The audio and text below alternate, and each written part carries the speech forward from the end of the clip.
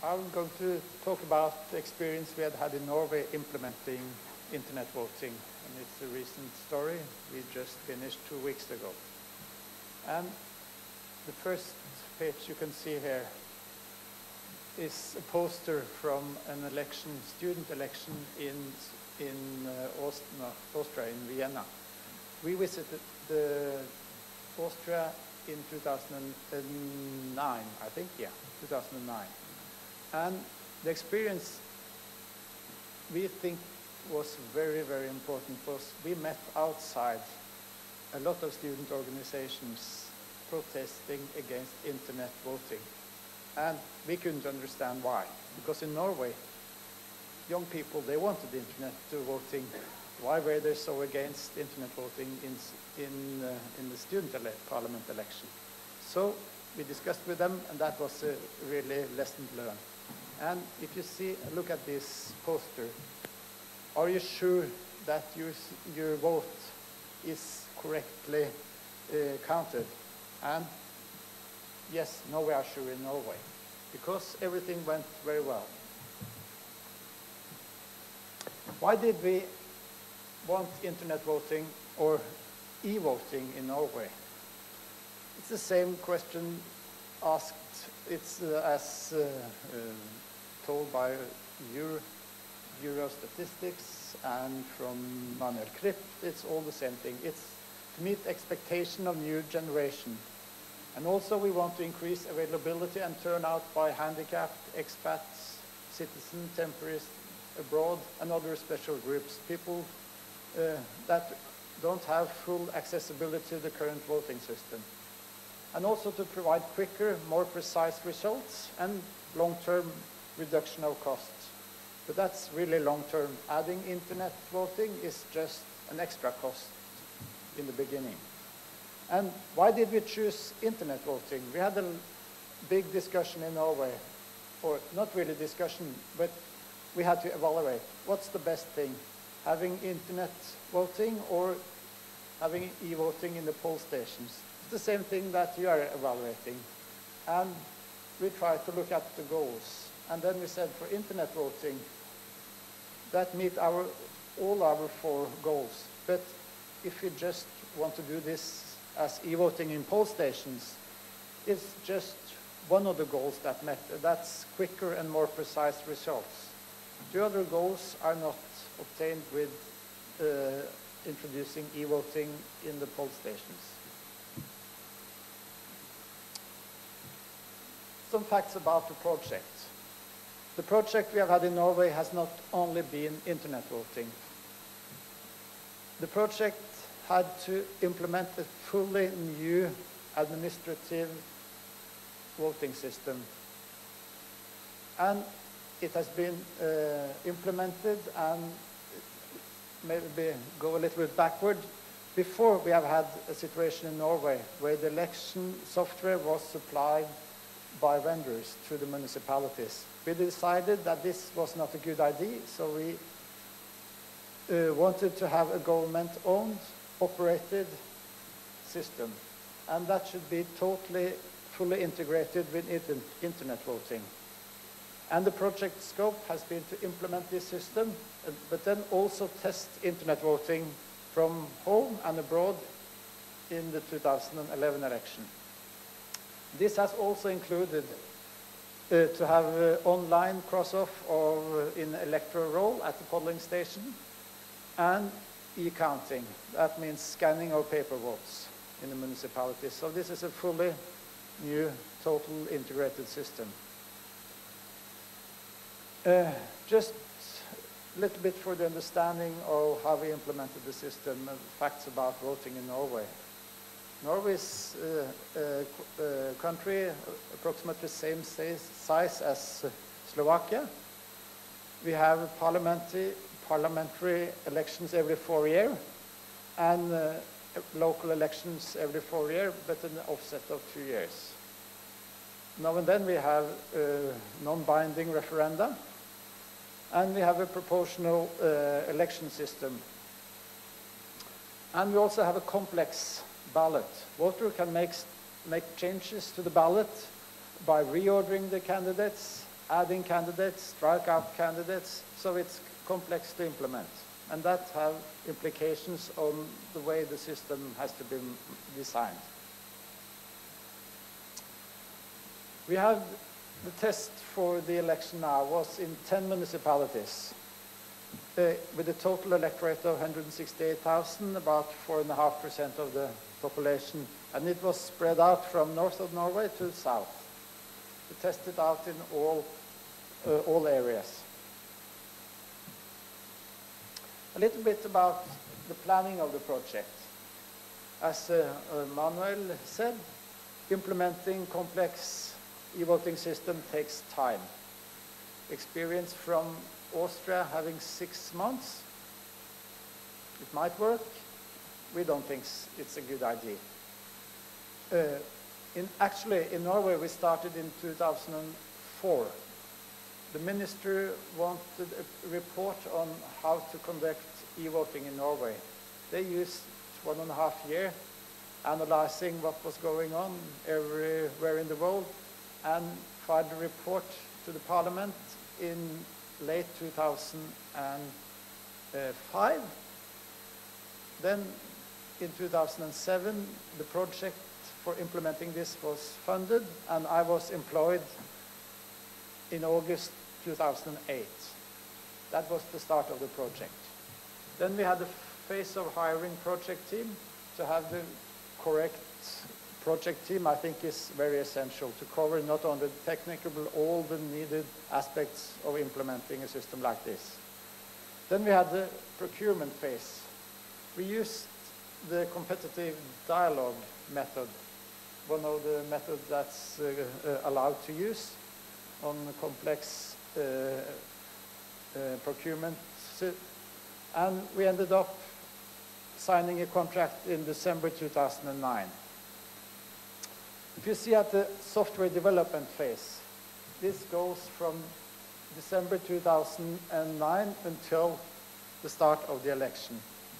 That has been one of our problems, because initially this was intended to end in 2010 and have a half a year of testing and implementing.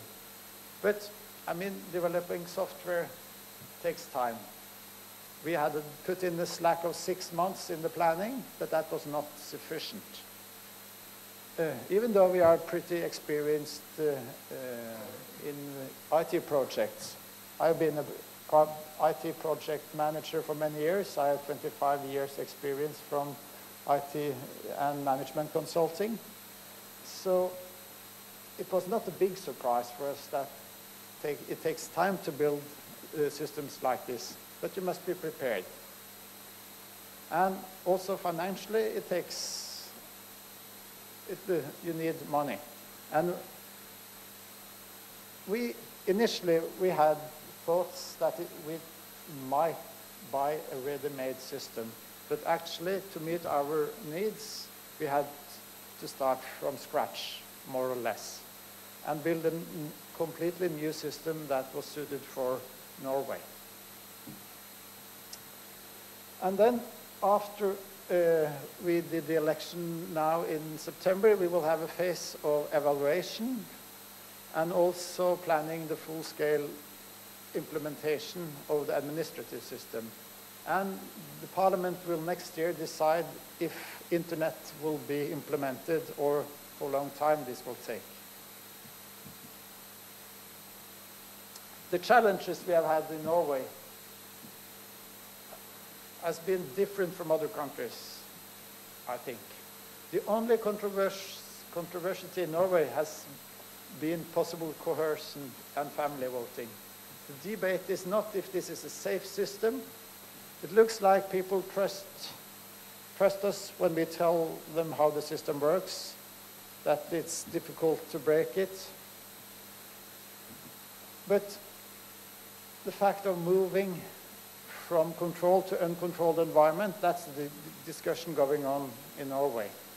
And the opposition in Parliament, the Conservatives, they tried to stop the project last fall, but they did not succeed. But there were 2.5-hour discussion in the parliament if this is a good idea or not. And there is a basic premise for e-voting, and that is based on trust. If the public doesn't trust the government not to conspire against it, internet voting is not a good idea. Electronic voting, neither, because it's more difficult to control. But in Norway, we have absolute trust in central election administration from the population. And also, there have been no formal complaints of our internet trials for this election. Just to explain a little bit about the voting process in Norway.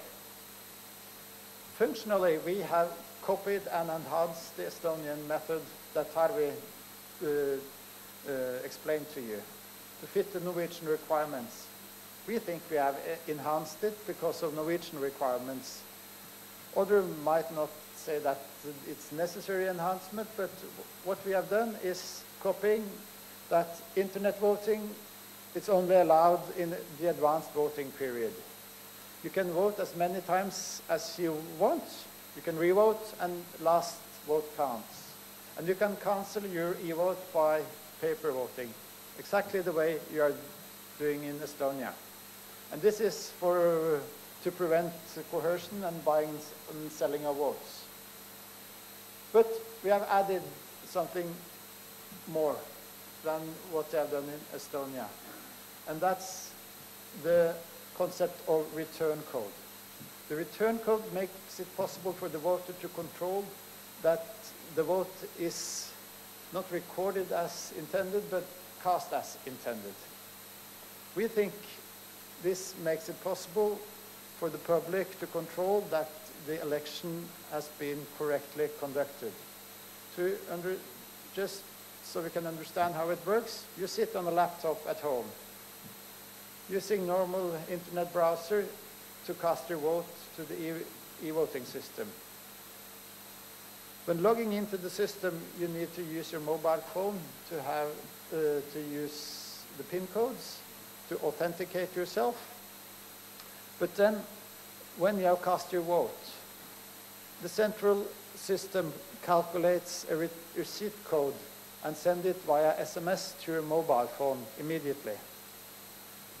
And this is possible. This code is printed on the polling card. Before the election, all citizens get a poll card. I don't know if that's what's done in your country, but in Norway they do. And what we have done is on the back side or inside of this polling card, we have printed secure codes.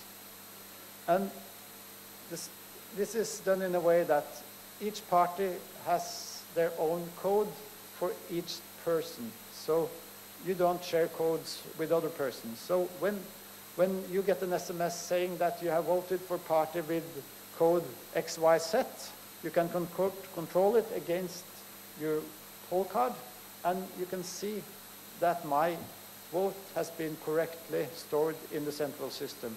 In this way, you can control that the whole election system is working correctly. And this has not been implemented in no other elections we know about. So we think this is a very good enhancement to the internet system, and it looks like the public likes it. According to preliminary polls we did for the pre-test of the system, 75% or 70% of the users, they control the code. You don't need to control this code. Your ballot is valid if you don't control it. But we had the thought that maybe a small percentage, 5 to 10% would control it, and that would be sufficient. But it looks like people think it's a good idea to control it, so 75% did it, and that's very, very good. And then it comes to some key numbers from the election. The election ended 2 weeks ago, and to repeat, the internet voting was just in the early phase of election. It's 30 days before the election day. And the internet voting was stopped 2 days before the election day. And in this period, normally between 10 and 20% vote. But in our 10 municipalities, the number of votes for this early phase was increased by more than 60%. When it comes to internet votes, 55,000 ballots were cast, and electronically in the two contests. We had two contests, one for municipality election and one for county election. And I think extraordinary good result is that 73% of the people in the advanced voting period, they chose internet to paper votes. So just 75% preferred to vote on paper. We had 28,001 voters, unique voters, and the total outcome of e-votes or internet vote is 27% of the total vote cast. So that's more or less like in Estonia. I think, as Tarvi said, it's 23% of the total votes. We had 27%, so it's very similar. And also, letting people to vote many times resulted in one voter or three voters in fact, that voted 5 times for each election. They casted 10 ballots each. But in Estonia, I think last election there was one casting 400 ballots. We had 1,000 internet voters that voted more than once, and 1,700 ballots were removed because of voting more than once, and 519 ballots were cancelled because of paper voting. And those two things, I think, shows that the system works. It's possible to prevent coercion because people really re-vote on paper or re-vote electronically. So the internet turnout by age. It's a little bit surprising, I think, that you have people born in 1911, 100 years old, voting on internet. And as you can see, it just starts dropping when people reaches 80 years of age. And also, in contrast to Estonia, we had most of the votes the last days, but not the last hour. The last hour was lower than the hour before. So Norwegians are different from Estonians. So, did we meet our goals? Yes. 73% preferred it. Availability, we have got positive feedback. The counting took 10 minutes, and just one electronic ballot was rejected because of some errors in logging. And 1 out of 55,000, that's very good. And if it will reduce cost, we think so. The solution is extremely easy, scalable.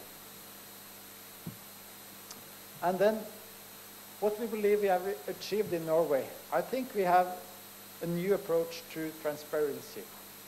We have a fully open source system.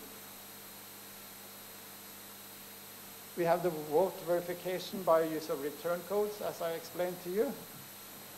And we have made it near independent of client-side security. We assume that all your PCs are hacked. You can audit the system, and auditing combined with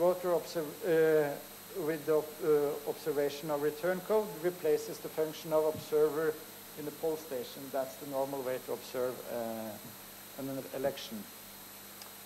And the lesson learned is it really takes a lot of time to implement a high secure system like this. It takes time to test, and it's difficult to test because everything is encrypted. You have to work very closely with the vendor, but it gives a lot of confidence. Everybody in Norway, or not everybody, but most of the people trust the system we have implemented. And in conclusion, we don't believe our system is fail-proof, but we believe that the cost of hacking it is much greater than the possible gains of doing it. And also we see that there might be different disadvantages by moving the act of voting from controlled environment at the poll station to your home. But we believe that the democratic gains of doing this is greater than the disadvantage. So, are there any questions? Thank you very much, Mr. Nore. Mr. Nore, I would like to ask you about the testing of the system. How did you organize this testing and vulnerability assessment of the system, in what time of period, and if there was any break? Thank you. In reality, we started testing the system in September 2010 with the first pre-pilot, as you can see. We had a youth council election in Oslo, and we tested out the system in each of the municipalities by having a non-binding referendum. So we really had 10 elections before the election day. So we had tested it thoroughly, but you can never test election systems enough. It takes a lot of time, and we have organized this testing within the ministry. First, the vendor has to test it, and then we have to retest it by ourselves. You must do that. You must have legal, you must see that it confirms with the law, it counts correctly, and it's a lot of testing that's needed.